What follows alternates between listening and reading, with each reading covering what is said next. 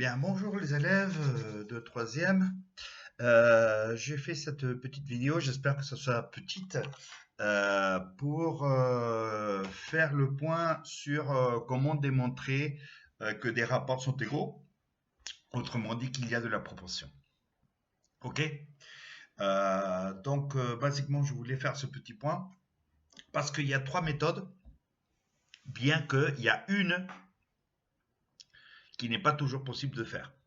D'accord? Donc voilà. Donc l'idée c'est ça. J'ai un rapport AB sur AC qui est égal à 4,5 sur 6. Un deuxième rapport AF sur AD qui est égal à 3,6 sur 4,8. Et on va démontrer que ces deux rapports sont égaux. Et alors on a trois méthodes. Évidemment la première qui vient à la tête, parce qu'il semble la plus simple si on a une calculatrice, c'est transformer ces rapports sous forme décimale. D'accord? Ça veut dire la première méthode qu'on a, c'est voilà,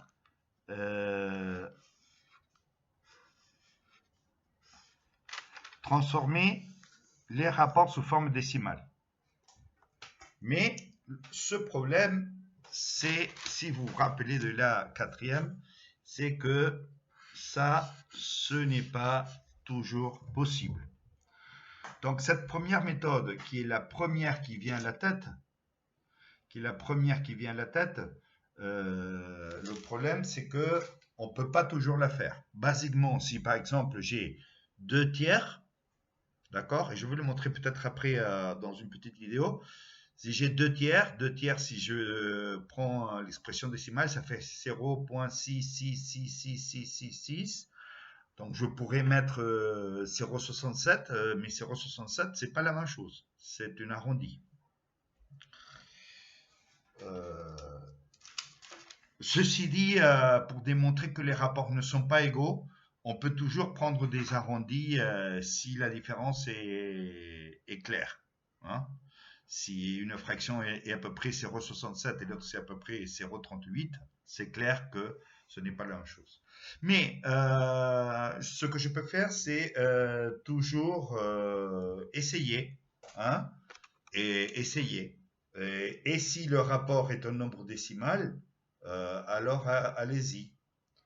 Si le rapport est un nombre décimal, on peut appliquer ça.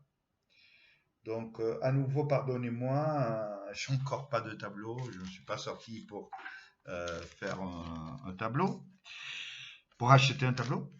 Donc, basiquement, il faut passer à décimal si l'on peut ces deux rapports. Donc, voilà.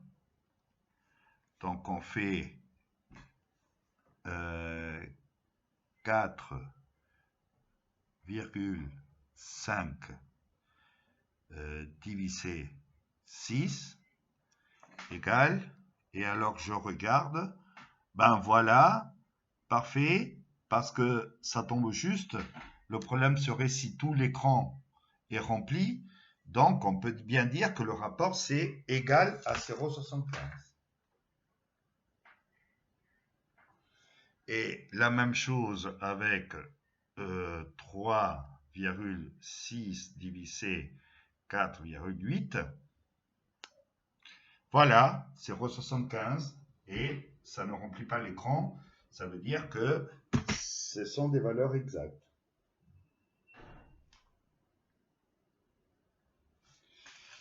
Donc, le premier rapport, si je passe à décimale, ça fait 0,75. Le deuxième rapport, ça fait aussi 0,75. J'ai bien vérifié que l'écran ne se remplit pas, donc effectivement, ce sont les expressions décimales. Donc, voilà, je conclus que les rapports sont égaux. Donc, c'est clair. C'est clair que cette méthode, c'est très commode si les rapports sont décimales. Ou si un rapport est un nombre décimal et l'autre non, on peut dire que les rapports ne sont pas égaux, donc il n'y a pas de la proportion. Alors, c'est le téléphone qui sonne. Je continue. La deuxième méthode, celle-là, oui, générale, qu'on peut l'appliquer toujours. Donc, la deuxième méthode,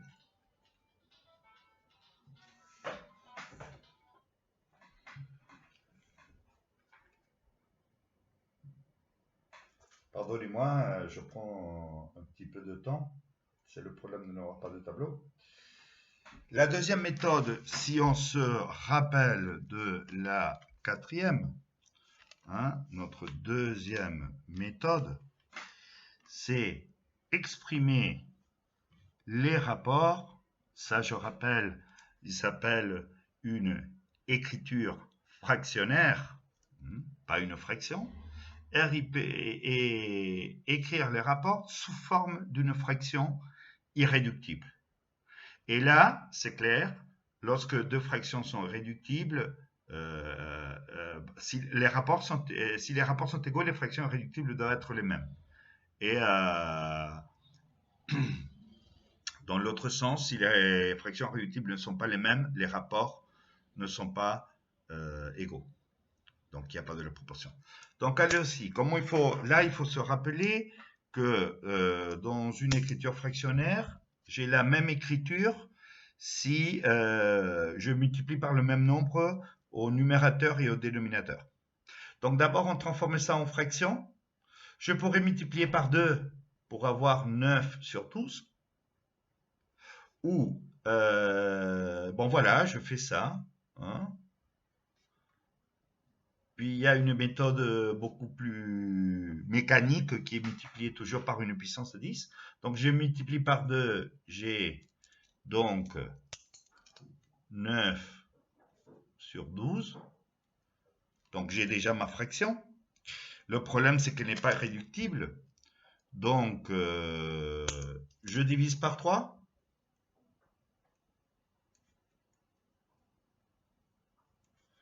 Hein.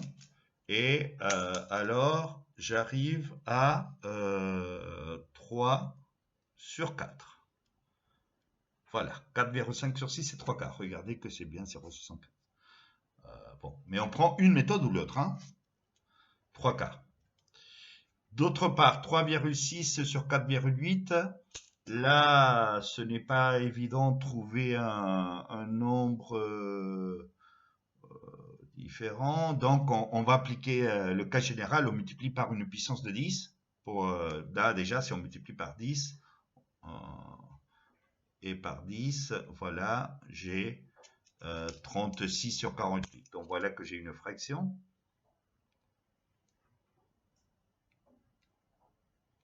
Et là, pour simplifier, je divise par 4. Les deux nombres sont divisibles par 4. Donc, ça fait 9 sur 12. Qu'est-ce que je fais? Et là, je peux encore, pardon, mais 9 sur 12, c'est pas réductible. 9 sur 12, c'est pas réductible parce que je peux encore simplifier par 3. Voilà.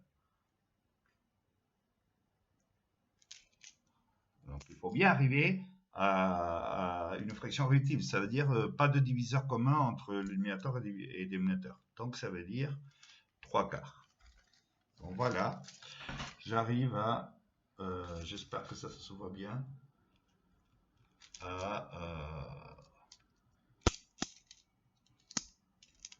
3 sur 4. Ouais. Donc voilà, j'ai transformé les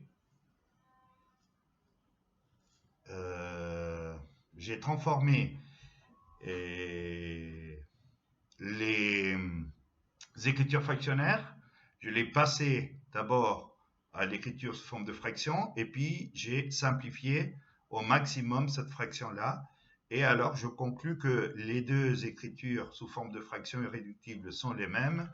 Donc, voilà, alors on peut conclure la même chose. Hein? Donc 4,5 sur 6 est égal à 3,6 sur 4,8. Cette méthode, moi, parfois, c'est ce que je préfère, mais bon, c'est clair que celle-là, si les fractions sont décimales, ça va plus vite. Et il y aura une troisième façon de prouver que deux rapports sont égaux, que ça serait se rappeler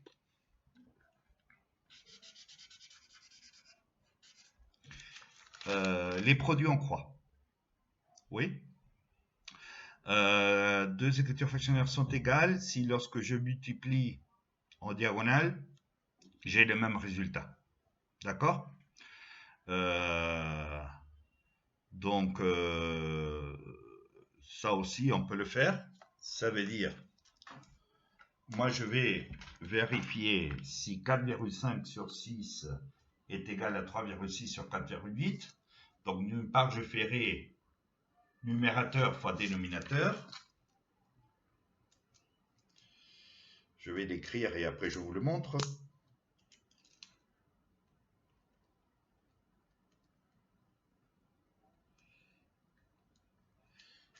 Hein? Et d'autre part, je ferai, donc je fais 4,5 fois 4,8, et d'autre part, je ferai 6 fois 3,6.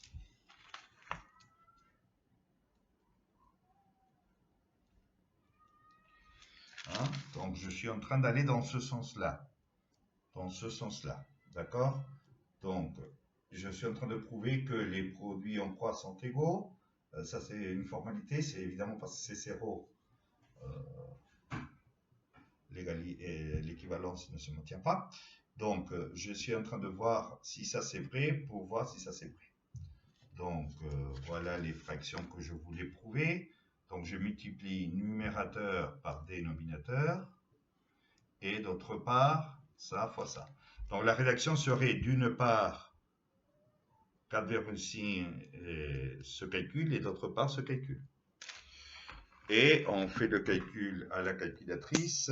4,5, vous me suivez avec votre calculatrice. 4,5 fois 4,8, ça fait 21,6. Donc je l'écris. Et d'autre part, je fais donc 6 fois 3,6. 6 fois 3,6, ce qui me donne aussi 21,6.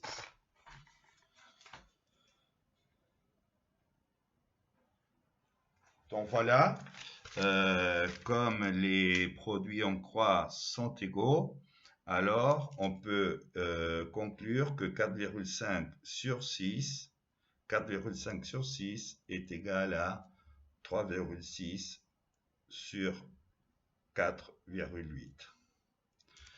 D'accord? Donc voilà. Donc je répète, c'est clair que peut-être cette première méthode, c'est la plus commode si on a une calculatrice, mais le problème c'est que on ne peut pas toujours l'appliquer. Hein, si lorsque je fais la division, l'écran se remplit, ça veut dire que la fraction ne peut pas s'exprimer sous forme décimale, donc c'est fini. Donc il y a cette deuxième méthode beaucoup plus générale et beaucoup plus technique qui est transformer les écritures sous forme de fractions irréductibles pour finalement la troisième méthode, les produits en croix. Moi, je n'aime pas beaucoup ça, mais aussi, aussi vous pouvez le faire si vous n'avez pas une autre, vous ne vous rendez pas compte ou vous avez oublié les autres façons de la façon numéro 2, surtout comment passer à des fractions irréductibles. Donc voilà. Et puis évidemment, si je dois démontrer, je répète, que les rapports ne sont pas égaux, dans ce cas, le plus commode, c'est passer à l'écriture décimale. Et là même, on peut utiliser des arrondis si les rapports sont réellement très différents l'un de l'autre. Donc voilà, c'était simplement pour éclaircir ça, parce que normalement, si on est dans le cours il y a les trois façons qui apparaissent, donc je ne pouvais pas le discuter dans le cours. Donc voilà, j'espère que cette vidéo soit claire. Bon, hein, ciao les élèves, on se voit et allez au travail. Prenez soin de vous. Ciao, ciao.